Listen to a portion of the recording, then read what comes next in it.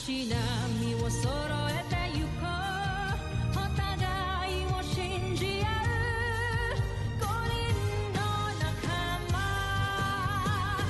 バルテス5に預けた命飛ぶぜ宇宙の果てまでもみんなの笑顔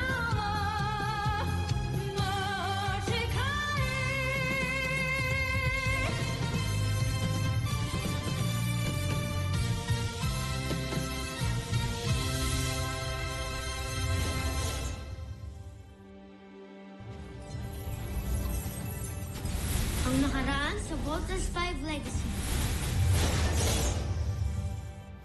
Tatlo kayo, anak. Paano kung natalo kayo? Eh, di tatlo din kayong sabay-sabay na mawawala sa akin. Huwag niyo nga hayaang may mangyaring masama sa inyo. Alert! Our biosigns are heading to critical, guys! We have to get out of here! May isang aircraft na lumilipad papunta sa Beast Fighter. Akala ko you said wala na tayong mga pilots. Then who's flying that? I'm so sorry, Richard. I have to do this for my sons. Hindi ko sila pwede pabayaan. Natatalo na ni Vice Thunder! Si Voltes 5! Team, I'm afraid to tell you, pero mama nyo nagpapalipat ng fighter jet na yan. No! Let my sons go! What are you attempting, Marianne? Marianne, abort! Abort! Mga anak, mahal na mahal ko kayo. Mama!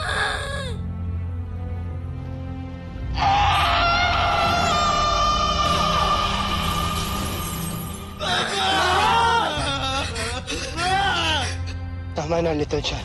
Mamaya ka na umiyak. Ngayon tayo kailangan mas maging matapag.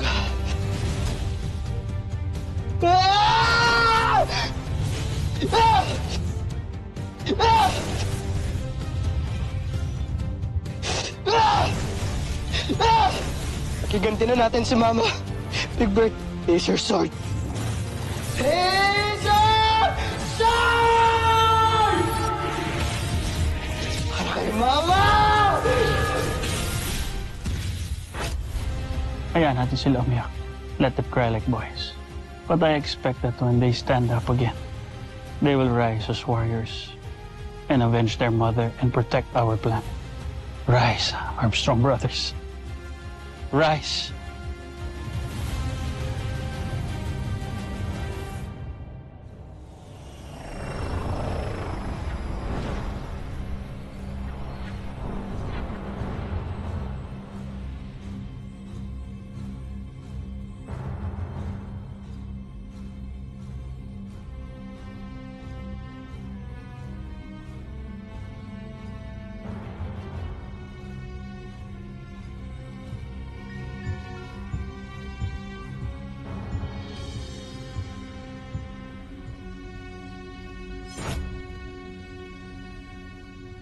Sa pangalawang pagkakataon, muli ninyo akong binigo!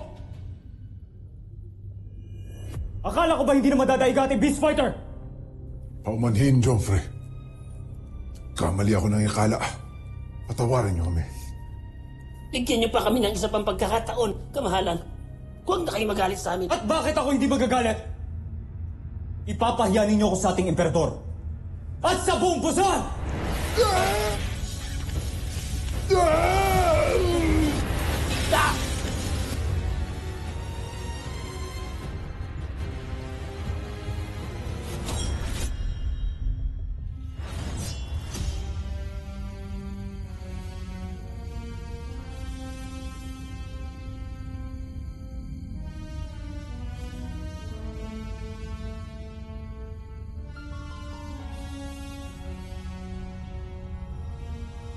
Handa akong ialay ang aking buhay para sa'yo, Joffrey.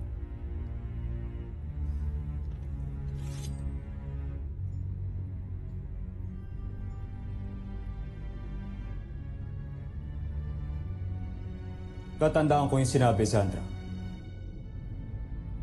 Bibigyan ko kayo ng isa pang pagkakataon.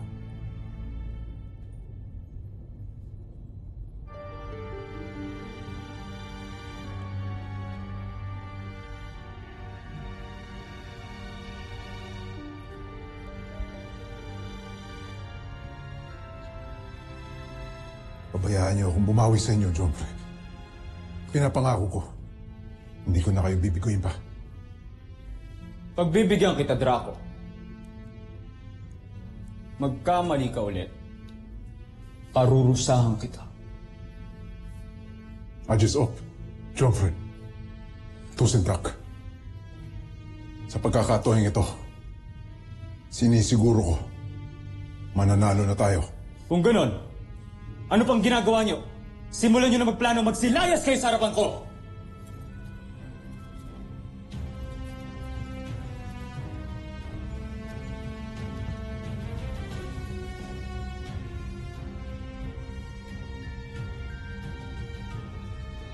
Hindi na ako pwedeng matalo, Babigo. Hindi ako pwedeng matulad sa aking ama. Nakahihiya ng tinulit sa buong pusa.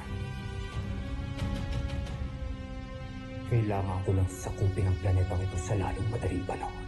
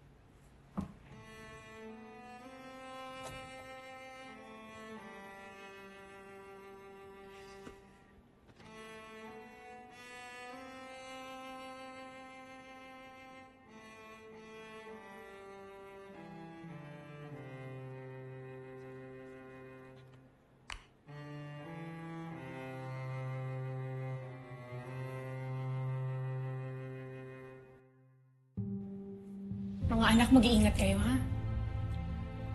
Be good. Be brave. Be safe. Yes, ma'am. Tutuloy natin ang misyon. Kuya, ano ba? Hindi mo na ba mahal si Mama? What a stupid question, Little John. Alam niyo kung gaano ko kumahal si Mama. Pero Voltes team tayo, di ba? We have to fight. Nag-pledge tayo sa cause. Tuloy natin yung misyon hanggang di natin nawawasak yung Beast Fighter. Roger? I said Roger! Roger! Tuloy ang misyon. Sana lang hindi mo pagsisihan to, ah.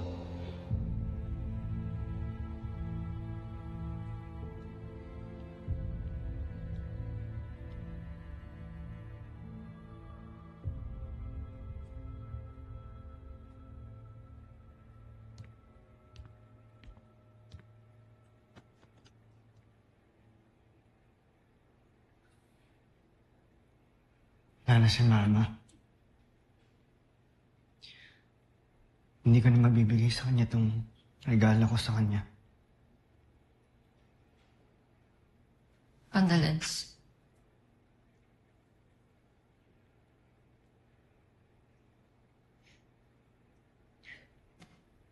Alam mo ako yung sinisisi nila, Big Bird.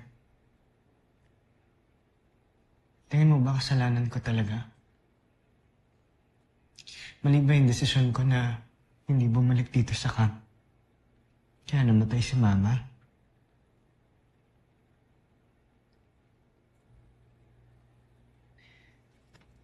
Wala man lang ba maririnig galing sa'yo? Diba? Aalis na ako dito sa camp. Wala na akong reason pa para magstay dito.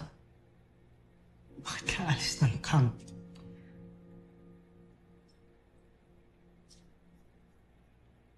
Hiling pa talaga? Na namatayan ako, ngayon ka pa aalis. Ba't di ka magpa-comfort kay Jamie? Total, may gusto ko naman pala sa kanya, di ba?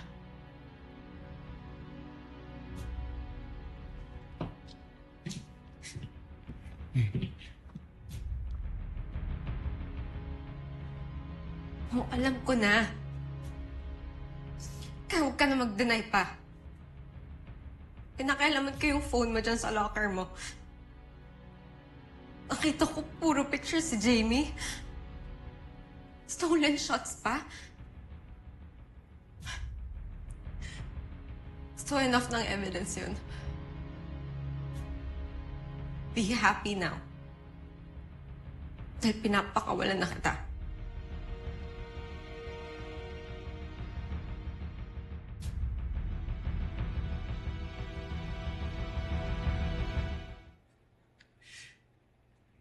Yes. Aminin ko may gusto ko kay Jamie. Pero hanggang doon lang yun. I'm not going to act on it. Hindi kita lulukuhin. Okay? Tingin mo ba uunahin ko pa yun kaysa sa nanay ko? Eva, I just lost my mother. Yung mga kapatid ko galit sa akin. Yes, kung gusto mo umalis, hindi kita pipigilan, pero wag naman sana ngayon. Kailangan kita eh.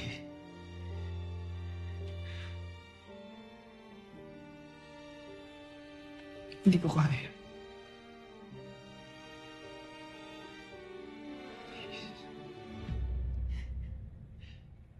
Eva.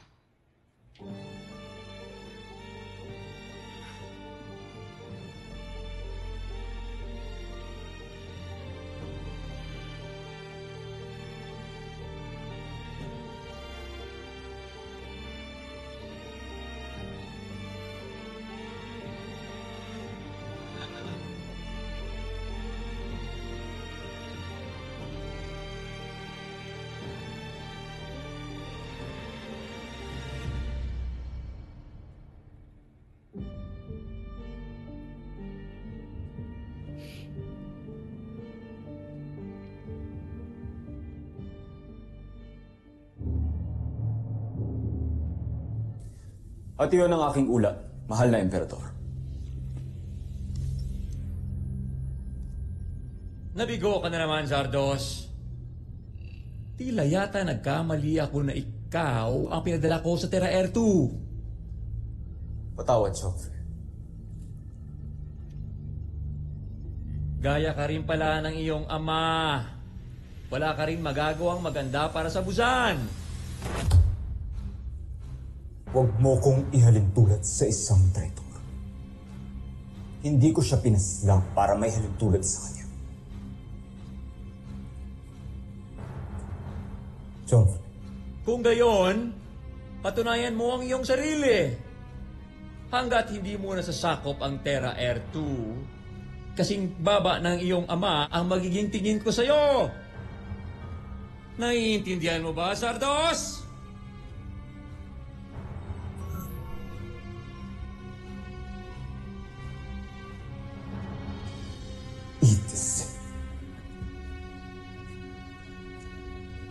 Hindesak. Bakit lagi na lang ako hinahalin tulad kay Roscar?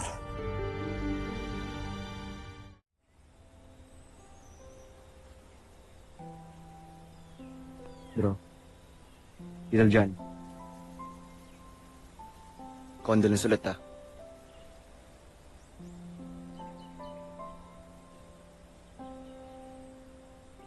Condolence, guys.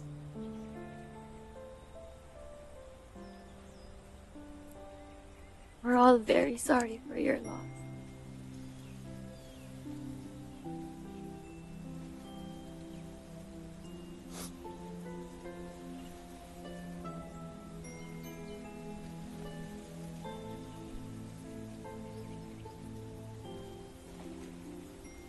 Salamat.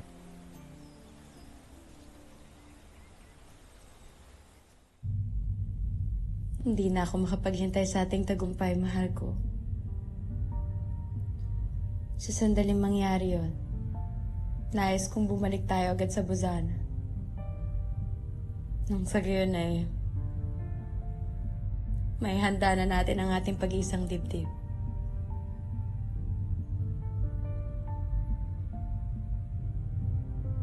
Nais ko lang malaman mo na inialay ko ang buong buhay ko at buong puso para sa Busan. Tanging ang Busan lamang at ang Emperador ang makaangkin sa akin. At wala nang iba. Naiintindihan mo ba yun, Sandra? Nauunawaan ko. Jomar.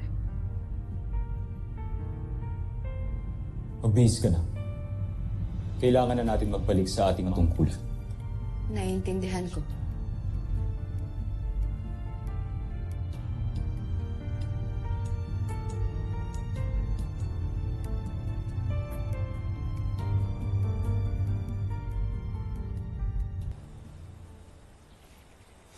Sige, umalis kayo. Total fake naman yung puntod ng nanay nyo. Nananadya ka ba talaga? Gago ka talaga eh, no? Oy! Ano meron dito? Kuya, siya ang may kasalanan. Sinabi siyang di maganda tungkol sa mama natin. Pagsalitaan mo na kami ng masama, wag lang yung mama namin, ha? Wala akong sinasabing masama. Kayo lang talaga yung sensitive sa pagkamatay ng nanay nyo. Sobra ka na, ha? Hoy! Nigbert! Ano ba? Uy ka lang. Seriously? Little John. At iba naman yung mga kapatid ko, papatulan mo? Hindi ano ba ang problema mo? Hindi mo ba nakikita? Atakihin nila ako. Paano pag ako yung matake sa'yo? Ha? Kaya mo ba? Ha? Kaya mo? Sige na, kuyog na to! No! Kagatin mo yan. Sige, Little John, ano? Ano? Tumigil kayo! Kaya nyo kaming dalawa. Matagal na akong pegon sa isang ito. Sige. Matagal na rin akong busit sa'yo. Laban! Huwag kang papatalo! Lumpuin mo yan!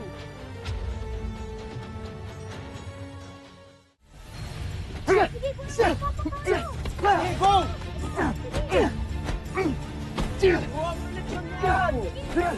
Sige! Sige! Let's go! Nakaka-out. Ano ba? Hindi kayo dapat nag-aaway! At kayong dalawa, bakit hindi nyo man lang sila inaawat? Ha? Paano kasi itong si Mark? Pinabasto si Mama. Mag-sorry ka, hoy! Hindi ako magsasorry dahil opinion ko lang yun.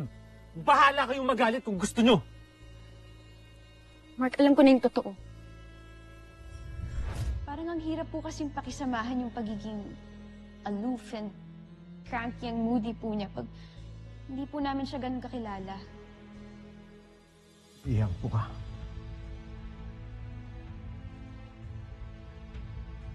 Oh yes. Sige, ikwento ko sa iyo ang nangyari sa buhay ni Mark. Kaya ka lang naman din kakaganyan kasi galit ka sa nanay mo, di ba? Dahil inabandon ka niya. Pinabayaan ka niya, di ba?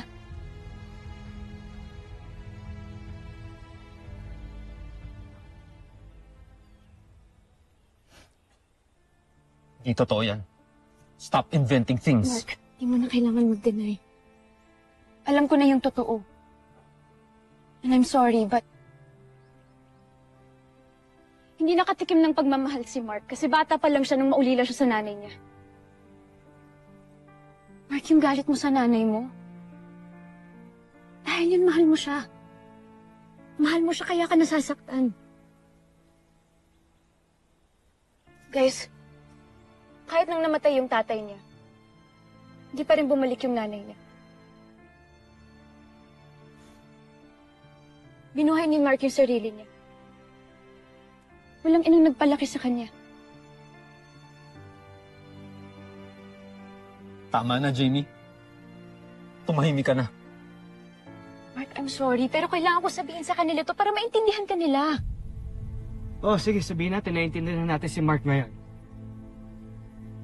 Pero sana, wag niyang binubuntong yung galit niya sa nanay niya sa mama namin. Baka nakakalimutan niyo. She died for us. Naiintindihan ko yun, okay? And I agree. Pero kailangan nating magkaisa para maayos natin yung mission natin, para magawa naman natin ng maayos. If we are united and if we understand each other, mas mahihirapan yung kalaban na talunin tayo. Pero kung kayo-kayo lang naman ding nag-aaway, di na pang gagawin nila. Ha?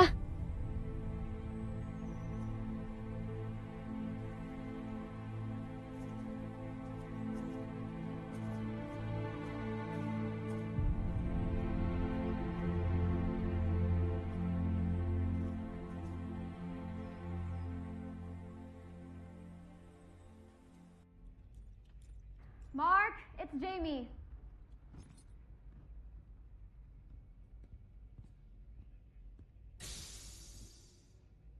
Bakit nandito ka? Can we talk? It's about your attitude with the Armstrong brothers. Look, I'm tired and I want to take a shower. Kaya pwede ba next time na lang? Door closed. Gusto kasi kitang pagsabihan. Sobrang insensitive mo talaga sa Armstrong brothers kanina. Hindi aso ang namatay sa kanila, Mark. Sarili nilang ina. Kaya hindi ganun kadaling mag-mourn at mag-move on. Wala kasi akong pakialam sa mga ina-ina na yan. Mga wala silang kwenta. Kaya pwede ba, umalis ka na.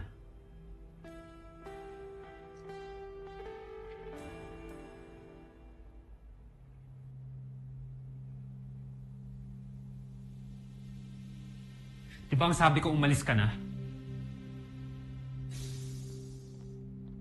Why are you being so evasive?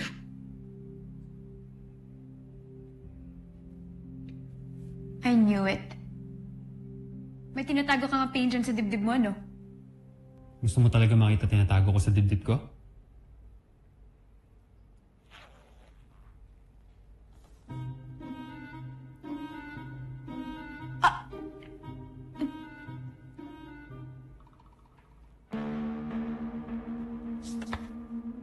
Kakairita ka talaga.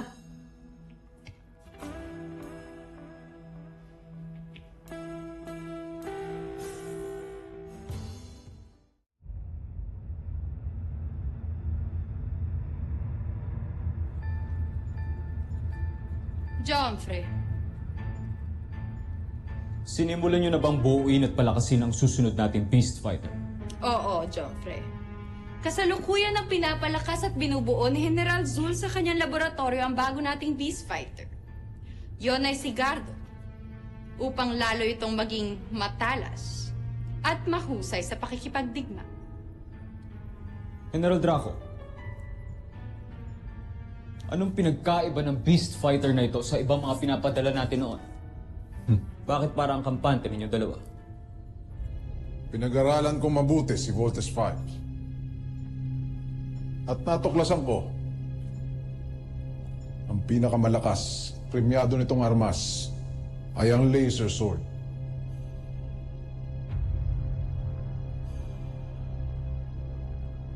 Sa aking pananaliksik, natagpuan ko sa bansang Japan, tinatawag nilang mga samurai warriors.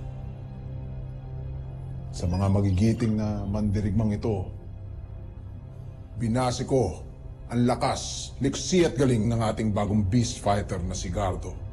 Si Gardo ay biyasa sa isang pamamaraan ng samurai na lingid sa kaalaman ni Voltes 5, kaya mahihirapan siyang kalabanin ito. At pinanday namin sa bakal na ginamo ang kanyang espadang samurai. Pag natapos namin ito, Joffrey, napangako ko, wala nang panama sa atin, kanilang kampyon si Voltes 5. Mahusay, Shibar. Sana nga'y magtagumpay ka. Sana nga ang beast fighter na ito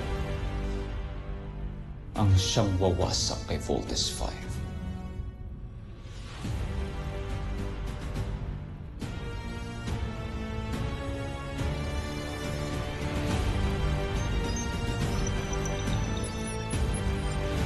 Susunod sa Voltes 5 Legacy. Oo lang, hanggang ngayon, di ko nga alam ba't kami iniwan ng nanay ko.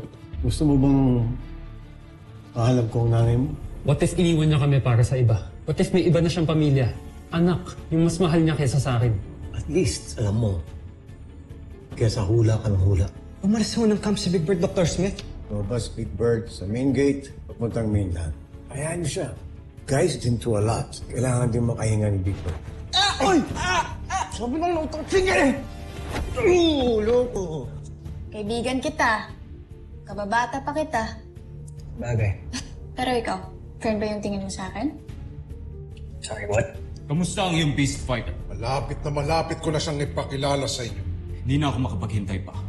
Nais kong ako mismo ang papatay sa kanila.